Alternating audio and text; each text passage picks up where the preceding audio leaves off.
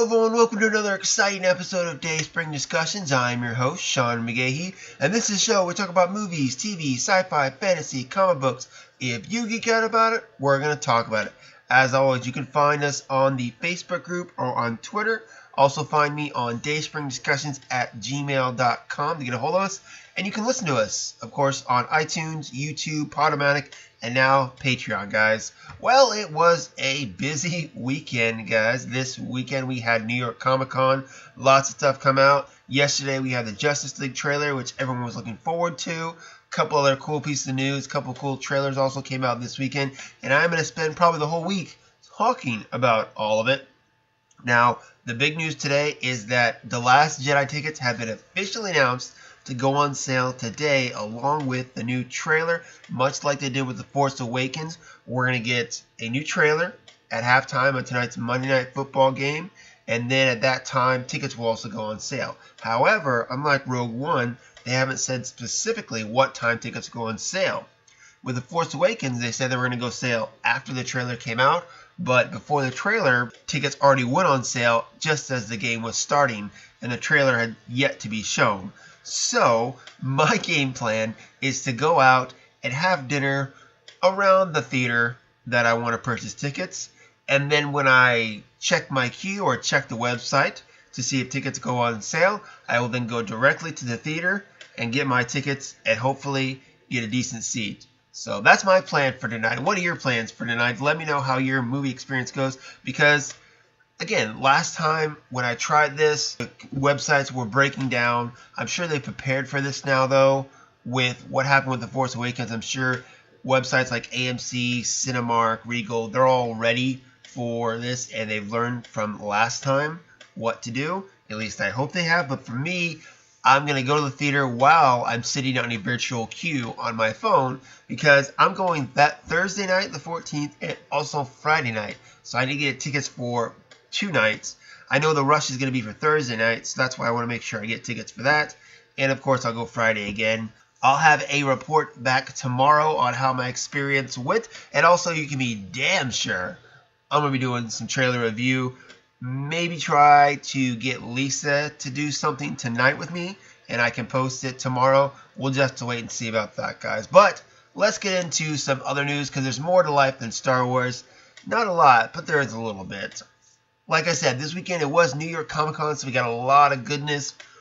I'm going to spend the next week talking about trailers and news and stuff that came out, mainly because I don't have time to talk about all the things I want to talk about. So I'll do it bit by bit. One thing before I get started, of course, The Walking Dead did return last night, or so I heard. So I'm not going to talk about it. Just want to acknowledge that it happened.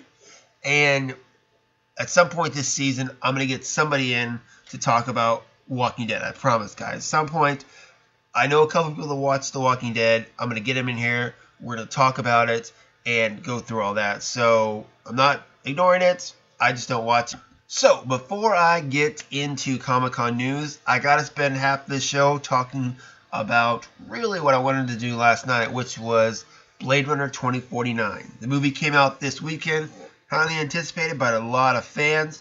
I went and saw it on Friday night, late, and I was going to do a review with my wife Lisa, because like I said, this weekend, really busy weekend, as most weekends are, it seems like around here. So I'm going to do a little talking about that. Then I'll get into a few trailers. Of course, I'll get into the Justice League trailer and probably the Pacific Rim trailer in just a few moments. But first, Blade Runner 49. That's right. The film that fans have been waiting 30 years for came out to the theater this weekend. And from the looks of it, it doesn't look like a lot of people actually saw it, because it made $30 million at the box office, which is well short of what it's projected, between 60 to 50 million. However, fans are not seeing this as a bad thing, because the first Blade Runner film actually did horribly at the box office too. And one of the things about being a cult classic is you got to do bad at the box office and then do better later on and have the longevity of the film go on as well. I don't know what went wrong, or if they didn't advertise it enough, or people just weren't interested enough. To me, I think it had a lot to do with the runtime. It was almost a 3-hour film, and even for me, I was like, it seems like a bit long. But I'm going to get into that in a second. So overall, my general thoughts I'll go through, and then I'll give you kind of details as what I think about stuff. Now, this is spoilers, guys. I'm talking about this as if you've seen the film. If you really do care about spoilers, chances are you've already seen the film, so I can say whatever I want. Because if you cared about something getting spoiled, you've already seen it, right? So, okay. So starting off, I gotta say, I'm not a big Blade Runner fan. I've seen the film several times. I don't think I've seen all the cuts. I know I've seen the theatrical cut, and I think the director's cut. I don't think I've seen the final cut, which is allegedly the cut you're supposed to see. It's the definitive cut, allegedly. But with this film, I can see why back in its time it was cutting edge. I can see it took the sci-fi genre, get a little more serious tone to it, and really it is just a futuristic detective story, almost a noir kind of tale is what it is. I mean, you could think of almost Chinatown in the future is almost what I think about it as. Interesting premise, interesting world, but the film overall, the original Blade Runner, I was like, it's okay. Walking out of Blade Runner 2049, I thought, it was okay. So yeah, that's kind of my premise about it. I walked into it very excited mainly because of the director, Denis Villeneuve, who directed Arrival last year and Prisoners with Hugh Jackman. Really good films. I really liked those films. I thought he did a great job, and that's probably the main thing I was most excited about, was seeing what he did with the Blade Runner property. Ryan Gosling starred. I think he's a good actor. All the actors and actresses and people attached to this film looked really good. And you know what? They all did a really good job. Nothing to put it down. I think they all did a superb job. All of them did great. But my God, why did the film have to be so freaking long? My favorite movie of all time, Braveheart, is over 3 hours long. So I don't hate on long movies. So most of the time I prefer longer movies to tell more of a story, to get more in-depth. But for this story, I felt like as I was watching it, it just dragged. It was going slow pace, dragged and dragged and dragged. And I think you could have taken at least 20 minutes off of this film, and it's still been okay. Another kind of gripe, Harrison Ford, right? He was a big tease in the trailers for this film, bringing Harrison Ford back. 2 hours and 44 minutes. He was only in the last 30 minutes. I mean, yeah, I enjoyed Gosling's character, but let's be honest, the big draw for everyone was seeing Harrison Ford back in action, back as Deckard, and we really didn't get too much with that character. We kind of saw how he's evolved and what's happened to him since the events of the original Blade Runner, but I feel like we should have gotten more of him. Now, the story itself I enjoyed. It's, again, just like the original Blade Runner, a great detective story where you're trying to put the pieces together, trying to solve everything, and at the end, when they finally put everything together, it's good. I was a little hesitant as the film went on, mainly because I was thinking about how much it was dragging. But at the end, when everything came together and all the puzzle pieces fit together, I was like, okay, yeah. So the end was satisfying. But like I said, it was just too long. Okay, enough with the bad. Let's go on to the good.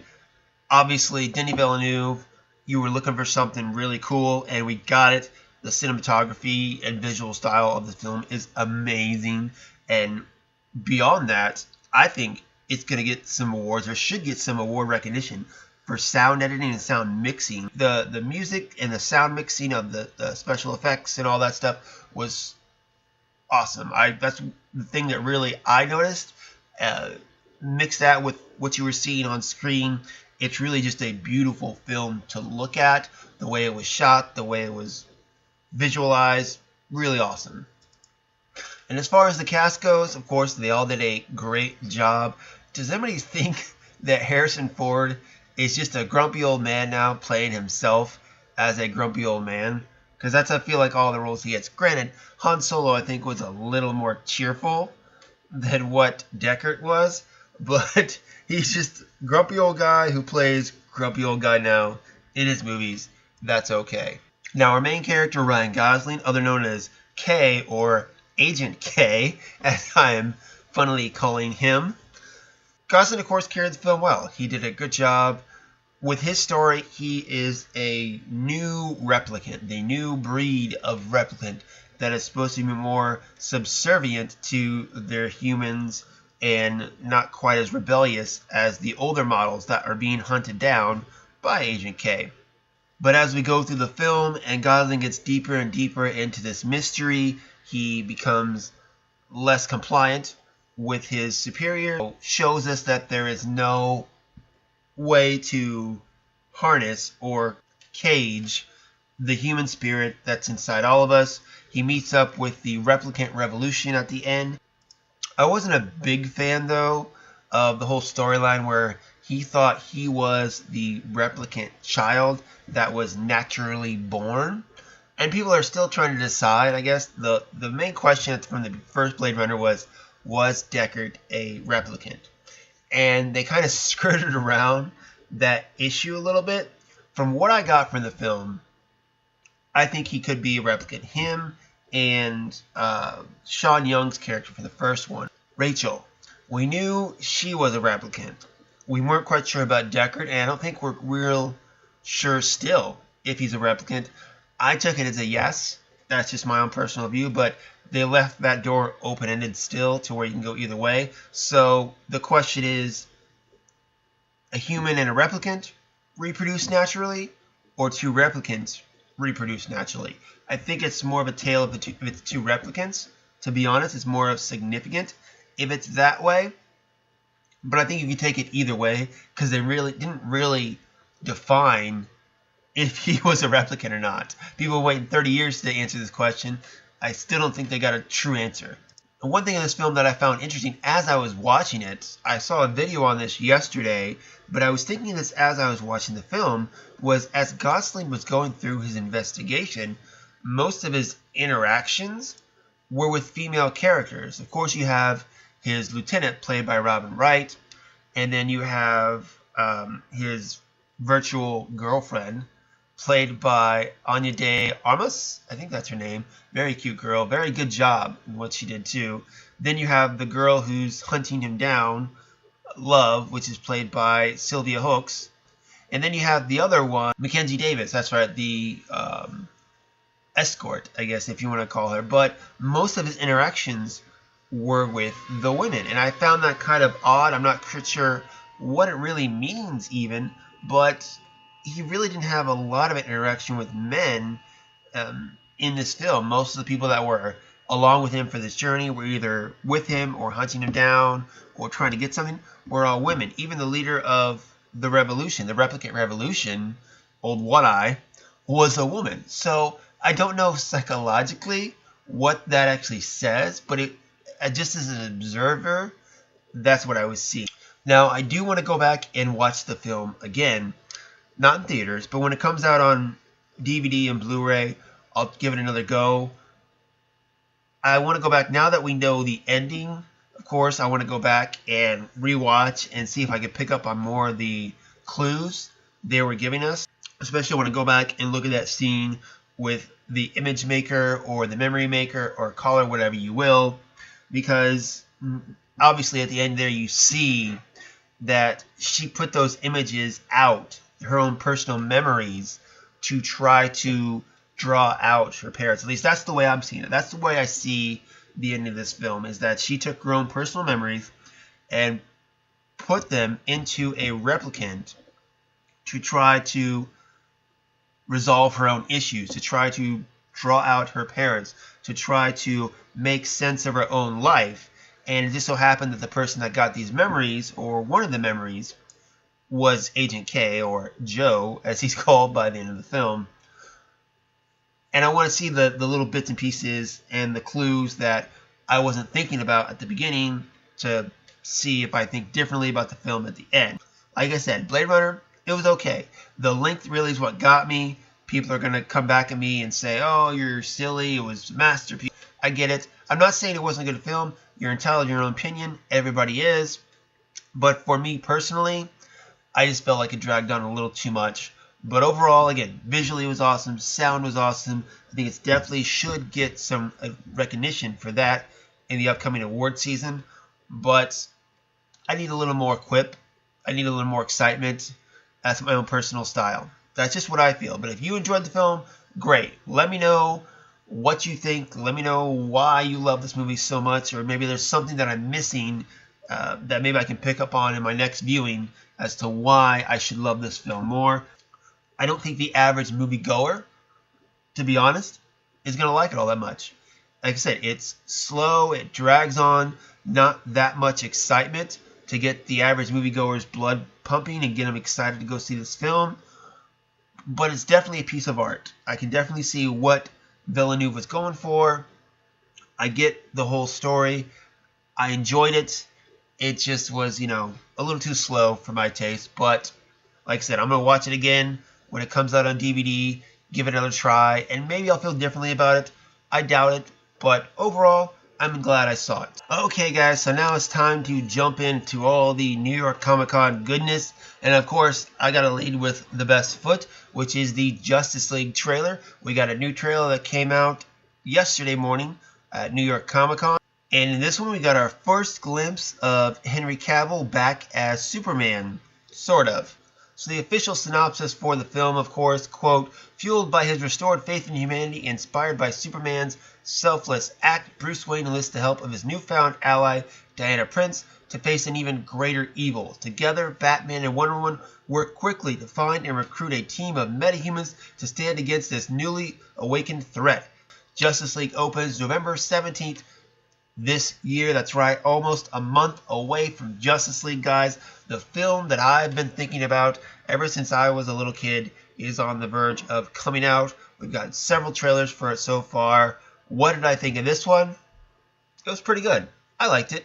It wasn't as exciting as I hoped it would be, but I still enjoyed it.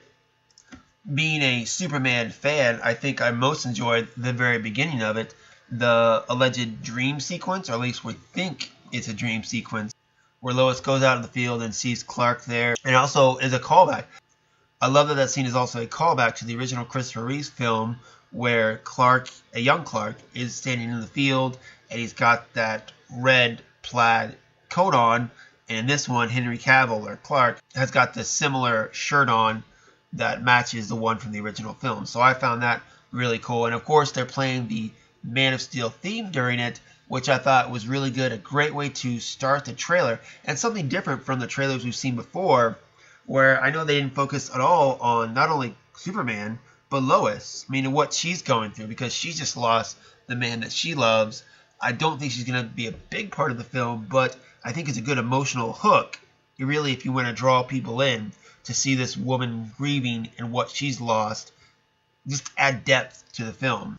As far as the music selection for the trailer, playing the Heroes song, still more uplifting, more upbeat, trying to get away from the sad and somber films that we've seen in the DC EU now, which I guess they're calling it something different now. I guess instead of calling it DC Expanded Universe, which is what some reporter tagged it as, DC wants to call it the DC Cinematic Universe, which is really what it should be anyway. But so DCU doesn't sound right. I think it's supposed to be DCCU, DC Cinematic Universe. Anyway, getting off subject here.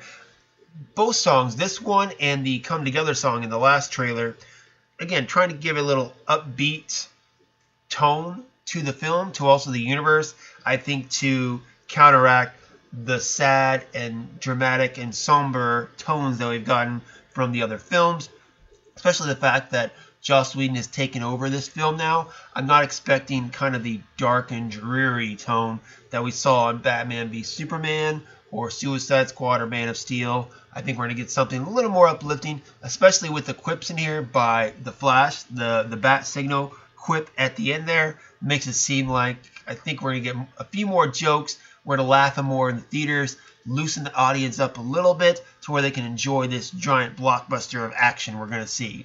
Now, I can't get through the commentary of this trailer without talking about Aquaman. Aquaman, I've been a big defender of Aquaman most of my life. I was a swimmer in high school. My nickname, because I was a swimmer and I like superheroes, of course, was Aquaman. So I've been a big Aquaman advocate for a while now. Jason Momoa, I wasn't big on the casting of him when it came out. I kind of come around to be like, yeah, okay, he's fine. He looks really cool in the trailers. He looks like he kicks ass.